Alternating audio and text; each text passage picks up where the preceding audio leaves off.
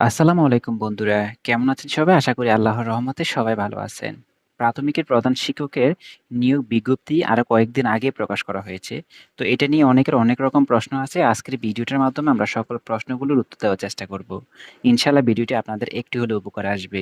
আপনি যদি আমাদের চ্যানেলে নতুন হয়ে থাকেন এবং পরবর্তী সকল চাকরির খবরগুলো পেতে চান, তাহলে অবশ্যই আমাদের এই চ্যানেলটিকে সাবস্ক্রাইব করে আমাদের সঙ্গেই থাকবেন।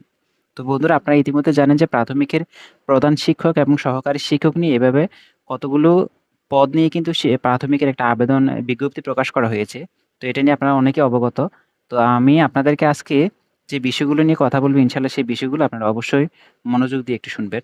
দেখেন, এখানে প্রাথমিক শিক্ষক ১১তম গ্রেড এবং ১২তম গ্রেডের প্রাথমিকের প্রধান শিক্ষক আর কি। প্রধান শিক্ষক নেবে ২১৬৯টি স্থায়ী পদ আছে এখানে। তো ২১৬৯টি স্থায়ী পদ আছে। আপনারা এখানে চাইলে এখানে কিন্তু আপনারা সবাই আবেদন করতে পারেন। যারা অনার্স কমপ্লিট করেছেন এবং মাস্টার্স বা কমপ্লিট করেছেন তারাও কিন্তু এখানে আবেদন করতে পারেন। যারা অনার্স কমপ্লিট করেছেন তারা এখানে সবাই আবেদন করতে পারবেন। তো এখানে অনেকের প্রশ্ন যে জিনিসটা থাকবে সেই জিনিসটা হচ্ছে, অনেকে বলতেছেন যে আমরা যদি সহকারী শিক্ষক এবং প্রধান শিক্ষক উভয় জায়গায় কি আবেদন করতে পারবো কিনা? হ্যাঁ বন্ধুরা, এখানে আপনারা ২ জায়গায় আবেদন করতে পারবেন। সহকারী শিক্ষকের পদেও আবেদন করতে পারবেন এবং প্রধান শিক্ষক পদে আবেদন করতে পারবেন। এখন অনেকে প্রশ্ন করছে আবার যে ২ টা পরীক্ষা কি একই সময় বা একই দিন হইতে পারে কিনা? না বন্ধুরা, প্রধান শিক্ষকের পরীক্ষা ভিন্ন আর সহকারী শিক্ষকের পরীক্ষাটা কিন্তু একদমই ভিন্ন। তো প্রধান শিক্ষকের পরীক্ষা যে সময় পড়বে, একই সময়ে সহকারী শিক্ষকের পরীক্ষাটা কিন্তু পড়বে না। তো চাইলে আপনারা ২ টার মধ্যে আবেদন করে রাখতে পারেন। আর এটা হচ্ছে আপনাদের জন্য একটা সুবর্ণ সুযোগ। কারণ এই ১৩ বছর পর কিন্তু ১৪ বছর পর কিন্তু আপনাদের এইরকম একটা সার্কুলার আসছে।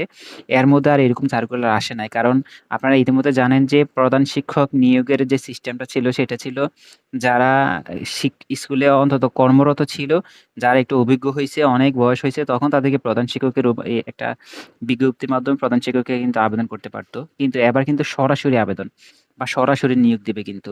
তো আপনারা সবাই কিন্তু এটার মধ্যে আবেদন করবেন। আর যারা এখন পর্যন্ত আবেদন করেন নাই, আবেদনটা কিন্তু সবাই কমপ্লিট করে ফেলেন। কিভাবে আবেদন করতে হবে সেই সম্পর্কে আমরা সবকিছু আপনাদেরকে জানিয়ে দেব।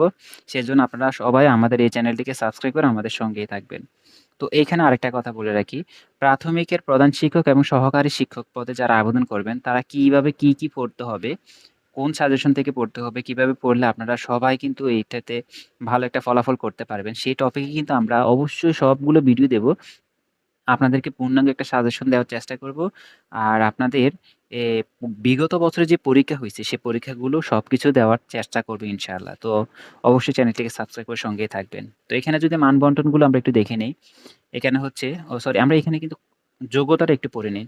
যোগ্যতা হচ্ছে কোন স্বীকৃত বিশ্ববিদ্যালয় হতে ন্যূনতম ২য় শ্রেণী বা সমমানের সিজিপিএ সহ স্নাতক বা স্নাতক সম্মান বা সমমানের ডিগ্রি। মানে হচ্ছে এখানে যারা অনার্স কমপ্লিট করেছেন এবং সর্বনিম্ন ন্যূনতম ২য় শ্রেণী। ২য় শ্রেণী বলতে যারা ধরেন, অ্যা আমরা তো যখন অনার্স বা মাস্টার্স যখন পড়ালেখা করি তখন আমাদের সিজিপিএ কিন্তু নির্ধারণ করা হয়। তো সিজিপিএ যারা 2.50 থেকে শুরু করে উপরে পেতে হবে। 2.50 থেকে উপরে যারা পাবে তারা কিন্তু এখানে আবেদন করতে পারবেন।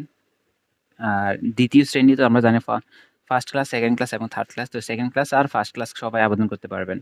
তারপর আছে শিক্ষা জীবনে কোন স্তরে ৩য় বিভাগ বা সমমানের সিজিপিএ বা ৩য় শ্রেণী অথবা সমমানের জিপিএও গ্রহণযোগ্য হবে না। মানে ৩য় শ্রেণীতে যারা আছেন তারা কিন্তু এখানে আবেদন করতে পারবেন না। ৩য় শ্রেণী বা যে যারা থার্ড ক্লাস পেয়েছেন তারা কিন্তু এখানে আবেদন করতে পারবেন না। তো এখানে যদি আমরা একটু মানবন্টনটা একটু খেয়াল করে নেই। এখানে আছে বাংলা হচ্ছে ২৫ নাম্বার। আর ইংরেজি হচ্ছে ২৫ নাম্বার, গণিত ও দৈনন্দিন বিজ্ঞান এখানে ২০ নাম্বার। অনেকে প্রশ্ন করে গণিতে বুঝিয়ে অনেক নাম্বার কমিয়ে দিল। আসলে গণিতে নাম্বার কমে নাই। আপনি গণিতের প্রশ্ন যখন দেখবেন তখন বুঝতে পারবেন যে এখানে গণিতে ২০ নাম্বারের মধ্যে গণিতে পাবেন ১৮ থেকে ১৯ নাম্বার। আর দৈনন্দিন বিজ্ঞান ১ নাম্বার ২ নাম্বার দিতে পারে।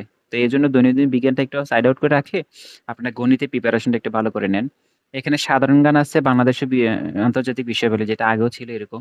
সব মিলিয়ে হবে ৯০ নাম্বার। আপনারা ৯০ মিনিট পরীক্ষা দিবেন। এই ৯০ মিনিটে ৯০ টা এমসিকিউ পরীক্ষা দিবেন। এমসিকিউ সিস্টেম পরীক্ষা হবে। তো এমসিকিউ হবে ৯০ নাম্বারের, আর ১০ নাম্বারের বাকি মৌখিক পরীক্ষা হবে।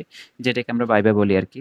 তো এই হচ্ছে আমাদের এই সার্কুলার। কিভাবে আবেদন করতে হবে সবকিছু কিন্তু আপনারা এখানে এখানে সবকিছুই আছে। আপনারা চাইলে আপনারা নিজে, নিজে আবেদন করতে পারেন এবং অনুরোধ থাকবে যারা নিজে, নিজে আবেদন করতে পারেন না, তারা অবশ্যই কম্পিউটার দোকানে গিয়ে একটু কষ্ট করে আবেদনটা করে নিবেন। কারণ অনেকদিন পরে একটা সুযোগ পেয়েছেন, এটা যাতে ভুল না হয়। ভুল হলে কিন্তু পরবর্তীতে আর শোধরানোর সময় পাবেন না আরকি। তো এজন্য চাইবেন যে আপনারা কম্পিউটার দোকানে গিয়ে আবেদনটা করে রাখার জন্য আরেকটা সচল মোবাইল নাম্বার অবশ্যই লগে রাখবেন। তো এখানে এই সার্কুলার নিয়ে যা ছিল এখানে সবকিছুই বললাম। আর ইনশাআল্লাহ পরবর্তী সকল আপডেট আপনাদেরকে সবার আগে জানিয়ে দেব। আর সকল সাজেশনগুলো আমরা ভিডিও আকারে আমাদের এই চ্যানেলের মধ্যে এ আপলোড করার চেষ্টা করতেছি। ইনশাআল্লাহ আমাদের সঙ্গেই থাকবেন। ভালো থাকবেন, সুস্থ থাকবেন। সময় থাকতে সবাই অবশ্যই আবেদনটা করে রাখুন। আসসালামু আলাইকুম।